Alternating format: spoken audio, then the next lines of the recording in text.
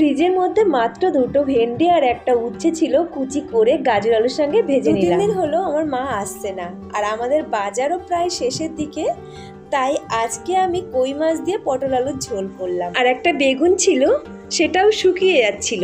এই বাড়িতে একটা ছোট নিম গাছ আছে, অল্প কিছু পাতা তুলে এনে নিম বেগুন করে নিলাম। আগেই বলেছি আমার দিদি তেল মশলা কম খায় বলে আমিও কম দেওয়ার চেষ্টা করি। এতদিনে আমার বরের সময় হলো আমাদের নিয়ে শপিং করতে যাওয়ার। শুধুই কি শপিং, কোথাও বেরোনো মানে ভালো ভালো খাবার খাওয়া।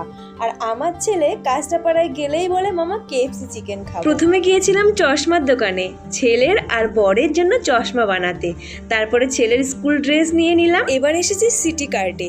না, এখানে কিছুই পছন্দ হলো না। একটা খেলনা নিয়ে চলে এসেছি আগমনীতে। আগমনের কুর্তির কালেকশনগুলো আমার বেশ ভালো লাগে। প্রথমে যে জিগজ্যাগ কুর্তিটা দেখলে ওটা নিয়েছি, সঙ্গে আরো